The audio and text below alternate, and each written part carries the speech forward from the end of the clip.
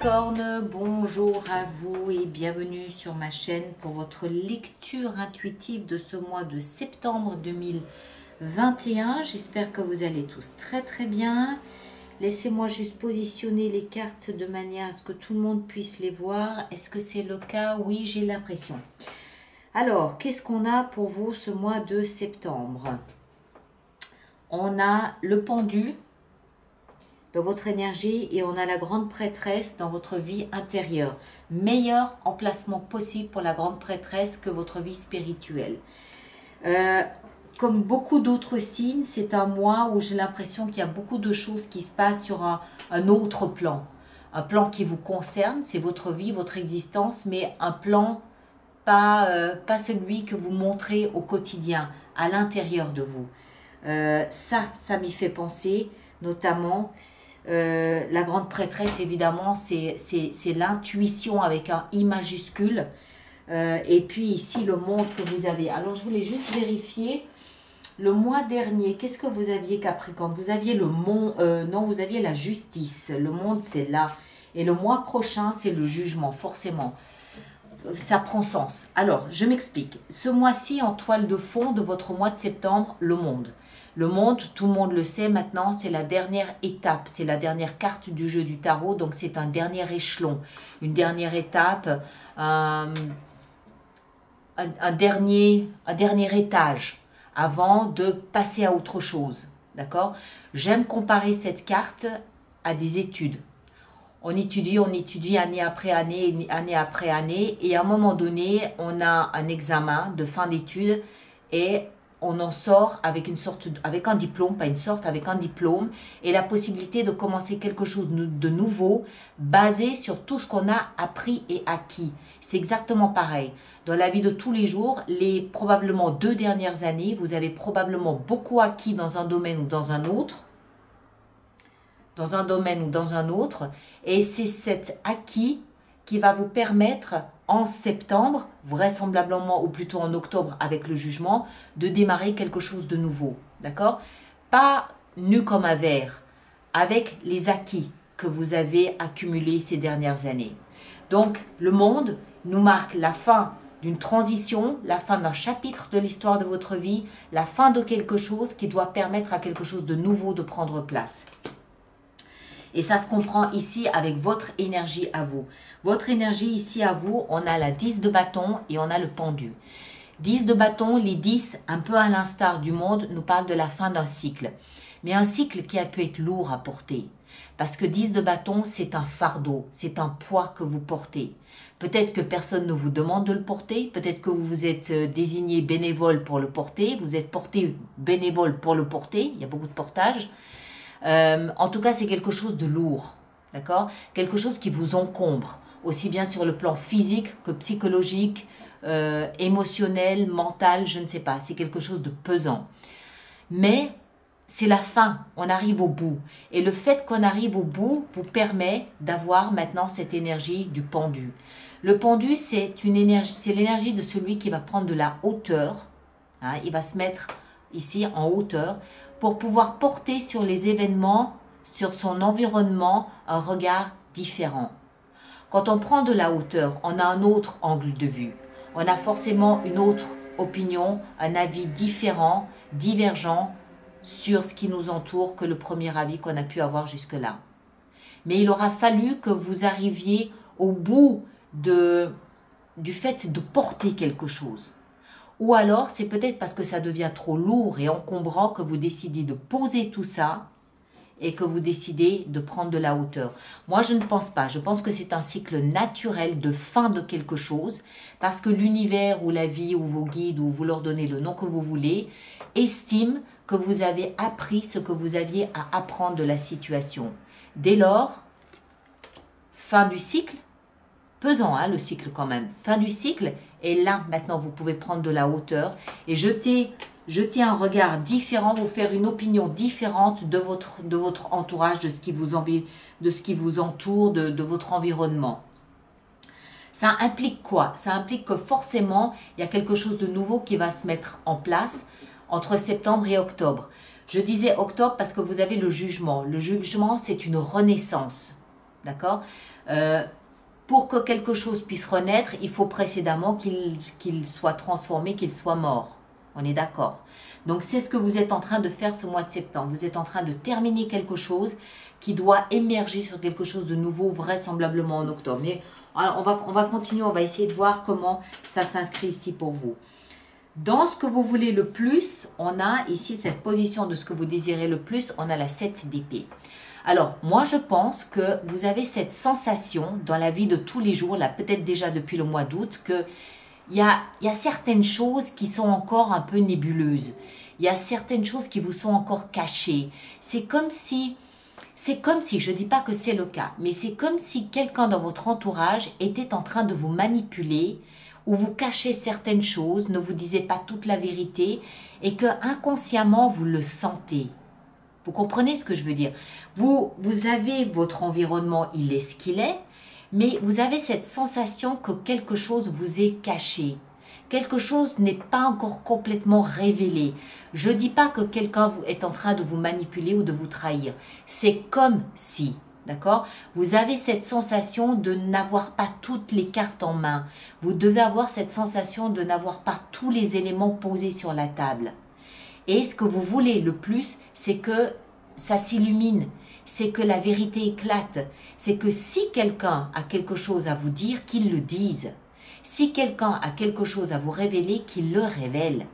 Mais de cesser d'être dans cette espèce d'atmosphère un peu fumeuse où vous avez cette bizarre, je dis sensation parce que vous avez la grande prêtresse dans votre vie intérieure. Elle est immensément intuitive. Donc c'est... Peut-être que vous vous montez à un film, hein, c'est possible, mais je ne crois pas. Je pense que vous devez sentir que quelqu'un a quelque chose à vous dire, mais que cette personne n'ose pas. Quelque chose comme ça. On continue. Ce qui va vous aider, eh ben, c'est de faire le point sur la situation. Faire le point, faire le bilan. Est-ce que ça vaut la peine de continuer dans cette direction? Est-ce que ce que je récolte de la situation actuelle correspond à ce que j'ai investi? Faites une espèce de syntaxe de votre situation. Faites une espèce de vraiment de bilan, d'état des lieux de votre situation actuelle. Ça va vous aider.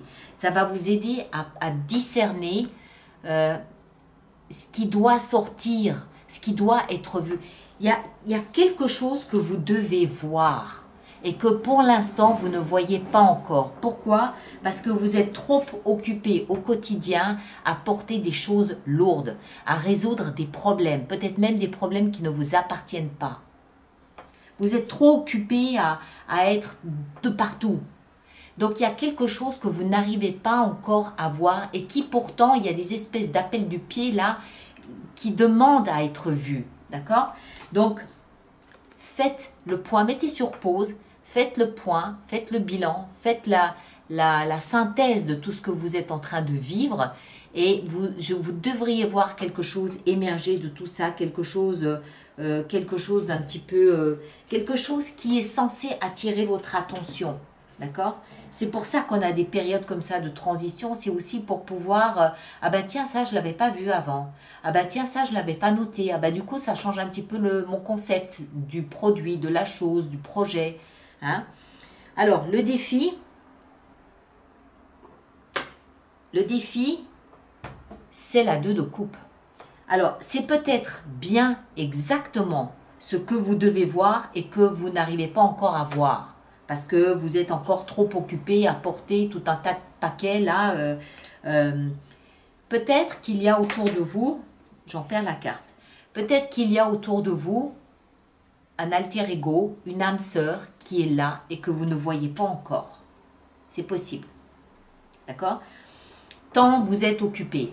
Il est possible ici aussi, pour tous ceux pour qui trouver une âme sœur ou trouver un alter ego n'est absolument pas d'actualité, il est possible ici que dans le défi, vous ayez justement quelqu'un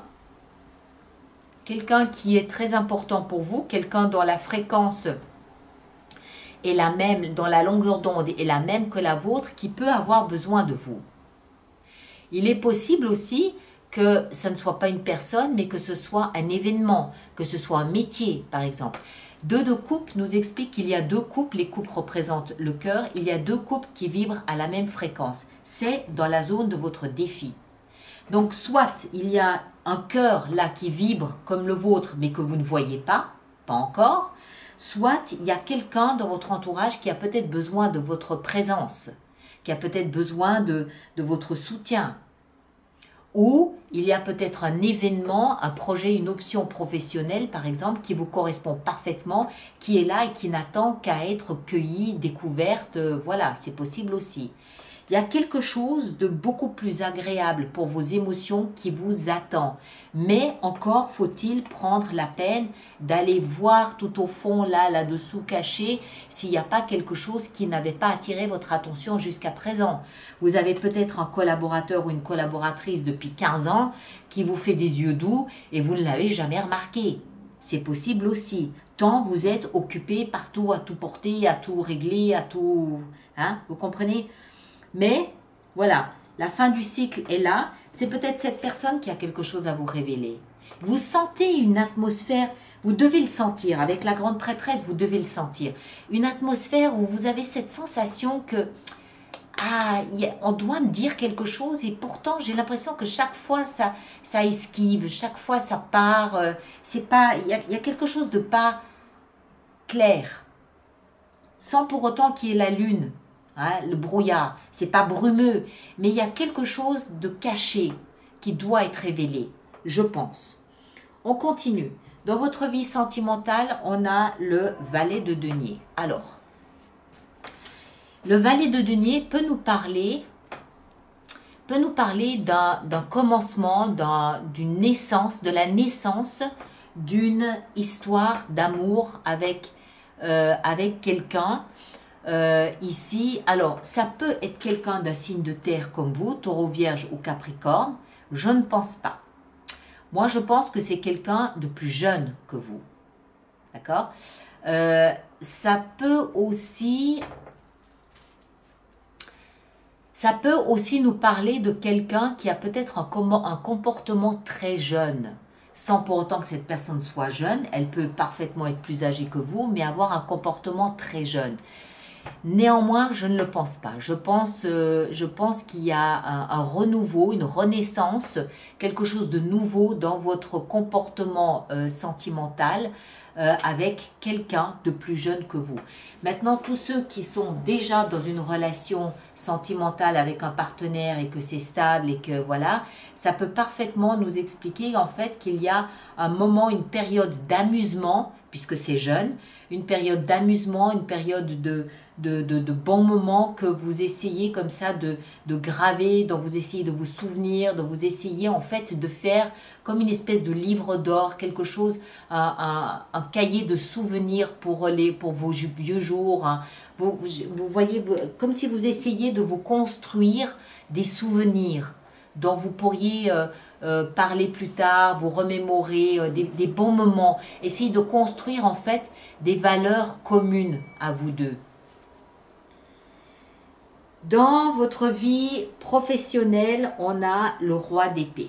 Alors, lui, il peut nous parler de quelqu'un d'un signe d'air, Gémeaux, Balance, Verseau, mais là aussi, je ne le crois pas. Je suis obligée de le dire parce que sinon, dans les commentaires, on va me dire oui, mais ça veut aussi... Oui, ça veut pouvoir... Ça peut aussi vouloir dire ça. Moi, je ne pense pas. Je pense que le roi d'épée... Il caractérise quelqu'un de très sûr de lui, de très mature, de très responsable, de très respecté. Quelqu'un qui a un poids important par le biais de la communication. C'est quelqu'un dont la parole, dans la communication écrite ou verbale, a du poids. Je pense à un avocat. Je pense à un juge, je pense à un notaire, je pense à un médecin, je pense à un patron ou un banquier ou un homme politique. D'accord ? Alors, il peut y avoir un tel personnage dans votre environnement professionnel ce mois qui a un impact sur votre vie ce mois de septembre. Maintenant, ça peut aussi peut-être vouloir dire que s'il n'y a pas un tel personnage dans votre vie ce mois-ci, Ça peut aussi vouloir dire en fait que c'est vous qui prenez cette énergie. Et vous devenez une espèce de ponte de la communication au sein de votre propre milieu professionnel. Syndicat, un patron qui communique, vous prenez une sorte de lead, une sorte d'autorité où vous communiquez avec vos collègues, comme si en fait vous endossiez la responsabilité de la communication. Mais c'est fait avec beaucoup de professionnalisme, c'est fait avec beaucoup de maturité, avec beaucoup de sérieux. C'est très profond, c'est très sérieux, d'accord? Donc ça peut être vous qui, je sais pas, vous avez peut-être un produit à vendre sans être patron vous-même, hein, peut-être que vous le faites pour une société, vous avez un produit, un concept à vendre dans le marketing par exemple, et vous préparez la communication autour de ce concept, autour de cette vente. Et vous vous positionnez vraiment comme quelqu'un quelqu'un qu'il faut écouter. Parce que votre parole automatiquement va faire que les autres vont se taire et vont vous écouter. Le plus important, à mon avis, durant ce mois de septembre pour vous, c'est la grande prêtresse. La grande prêtresse, c'est votre vie ici à l'intérieur. D'accord? C'est vous avec vous-même. C'est vous avec votre âme, c'est vous avec votre conscience, c'est vous et votre inconscient. La grande prêtresse est le symbole même de l'invisible. J'aime à dire que c'est une connexion VIP avec l'autre monde. Vous lui donnez le nom que vous voulez, ça m'est égal. Vos guides, vos anges, vos archanges, l'univers, le destin, ce que vous voulez, ça m'est égal. L'autre monde, d'accord? Vous êtes immensément intuitif ou intuitive, immensément connecté. Donc, il y a probablement beaucoup de ressentis ce mois de septembre, probablement même aussi durant vos nuits, où vous avez peut-être des rêves qui vous parlent, qui vous marquent, le matin, qui vous laissent dans un état de « waouh ». Hein, ça m'a marqué, quoi, ça me parle, il y a un message fort là-dedans. C'est comme si vous étiez en train de recevoir beaucoup de messages de l'invisible ce mois-ci. Alors, on a la fin de quelque chose. Donc, automatiquement, je crois que vous êtes guidé vers votre nouveau parcours. Vous êtes encouragé pour que vous ne restiez pas entre deux portes. Vous êtes encouragé dans une nouvelle direction, encouragé à porter un regard différent sur ce que vous êtes en train de vivre. Et tout le reste y participe. Les révélations, le bilan, tout le reste y participe. Ok? Et en fin de mois, on a la 3 de coupe qui, elle, nous explique que vous vous profilez vers une fin de mois beaucoup plus légère, plus épanouie, où il y a beaucoup plus d'échanges avec votre réseau d'amis. Vous partagez, vous parlez, vous échangez vos ressentis, vous parlez de vos rêves. Vous soulagez votre besoin de communiquer avec d'autres personnes en fin de mois. D'accord? Plus de légèreté, c'est ce qu'il faut relever. Alors, on va faire notre petite extension avec tout ça. Donc, je rappelle pour toutes les personnes pour qui cette lecture fait résonance qu'il existe une extension, un approfondissement de cette lecture qui se trouve sur mon site internet alice-nicolas.com. Et tous ceux qui vont régulièrement se procurer des extensions, je vous rappelle qu'il existe un abonnement aux extensions qui est économiquement plus intéressant pour vous, d'autant plus qu'on devrait, là, début septembre, mettre en place la nouvelle formule de l'abonnement sur 3 mois. D'accord? Donc, ça peut être intéressant pour faire un test. Voilà. Et tout ce que vous voyez ici peut ne pas être tout ce qu'il y aura sur l'extension, dans la mesure où je peux décider de rajouter des cartes si j'estime que c'est nécessaire. Alors, notre monde, qu'est-ce qu'on a sur notre monde ici? On a la 2 de coupe. Très bien. Très bien. C'est la même que celle-là. Ici en haut, qu'est-ce qu'on a?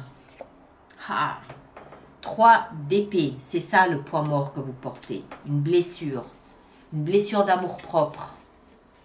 7 d'épée dans ce que vous désirez le plus, le repos.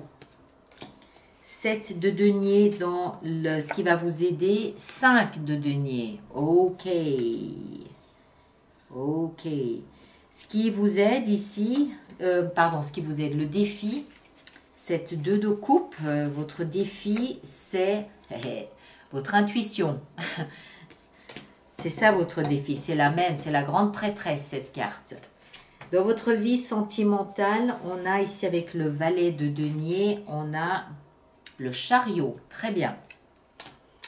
Le roi d'épée dans votre vie professionnelle, on a la 3 de denier, excellent, très bien, j'aime beaucoup. La grande prêtresse dans votre vie intérieure, on a la 6 d'épée. Ok, très bien, ça bouge, d'accord, ça bouge. Ce qui se passe ici doit vous permettre de rejoindre un espace beaucoup plus serein. Ça bouge. Et 3 de coupe, en fin de mois, on a 2 de bâton. Vous êtes à la croisée des chemins. C'est effectivement le mois d'octobre qui vous verra mettre en place quelque chose de nouveau. D'accord? Voilà mes très chers. Alors vous allez bien évidemment voir votre signe ascendant et votre signe lunaire pour croiser ces informations et en faire une lecture un petit peu plus personnalisée. Moi, je vous remercie de laisser vos commentaires sur YouTube parce que ça aide toutes les autres personnes du signe du Capricorne à comprendre comment vous négociez ce virage. Donc, c'est aidant pour les autres. Merci de liker et de vous abonner. Ça, c'est important pour moi. Et puis, donc, on se retrouve au mois de septembre pour une lecture de vie sentimentale. Tous ceux qui me rejoignent pour l'extension, le lien est juste là-dessous. Et puis tous les autres, à très bientôt. Merci beaucoup à vous.